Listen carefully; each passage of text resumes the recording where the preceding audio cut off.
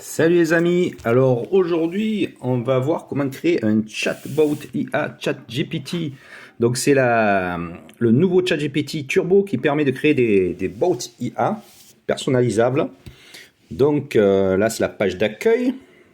Hop, donc là vous voyez la partie Explore et vous voyez que j'ai fait des bots, j'ai fait bot écriture assistée, bot psycho. Maintenant on peut faire des chatbots IA qu'on peut programmer soi-même et qu'on peut intégrer à son site, on peut le rendre public ou non. Donc là je vais vous montrer un petit exemple, j'ai fait un bot écriture assistée. Hop, là on peut mettre des questions, on peut interagir avec le bot. Donc, vous voyez le nom. Là, j'ai mis corrige le texte que je vais te soumettre, corrige la fluidité, le style. Normalement, il y en a 4 de préprogrammés, mais là, je sais pas, ça s'affiche pas. Il y a peut-être un bug. Donc, par exemple, je veux rentrer un texte. Je veux la fluidité, le style, hop, je clique dessus et il me dit bot, donc le bot écriture assistée me dit bien sûr je peux aider à améliorer la fluidité et le style de ton texte. Pour ce faire, envoie-moi le texte que tu aimerais que je corrige. Une fois que j'aurai apporté une modification, je les mettrai en évidence en gras et fournirai. Donc là j'ai programmé les questions et on peut interagir directement avec le bot qu'on peut mettre sur son site. C'est un bot qu'on peut partager en fait. Bot IA. Donc comment on va créer les bots? Donc là, on est dans les chat GPTs, on fait Explore. Donc vous voyez My GPTs. Et là, donc il y a les différents bots. Donc on fait Create GPTs, avec un appui dessus. Donc là, maintenant, on peut le configurer. Là, vous cliquez, vous pouvez uploader la photo de présentation du chatbot.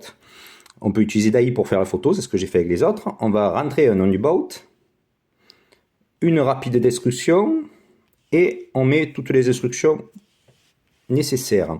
Et ensuite, on a les conversations starter. Donc là, on peut en mettre tant qu'on veut. C'est les questions qui rentreront. C'est ce qui permettra de dialoguer en fait avec le chatbot.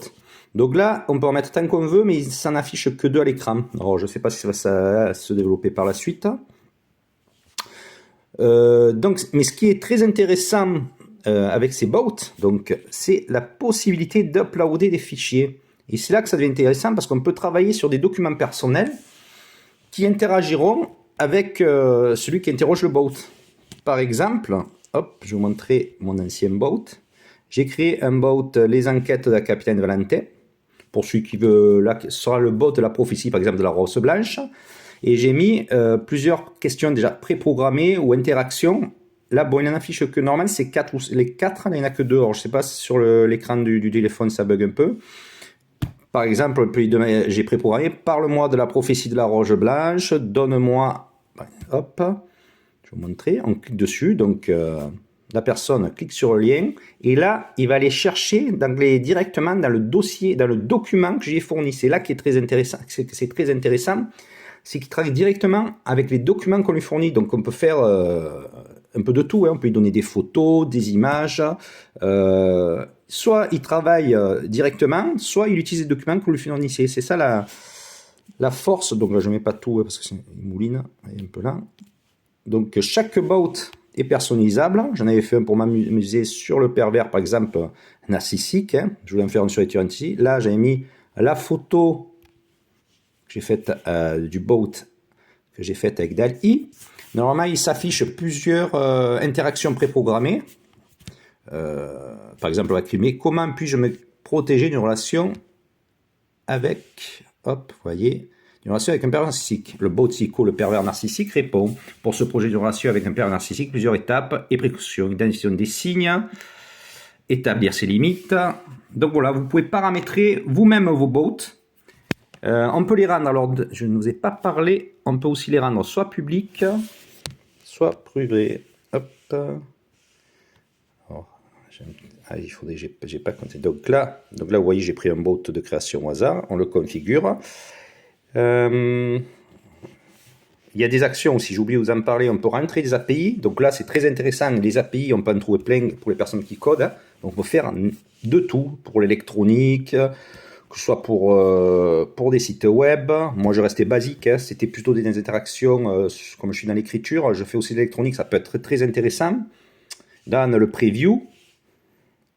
Et on peut le demander create Donc, vous voyez, je vais sur Save et on peut choisir uniquement moi qui verra le boat,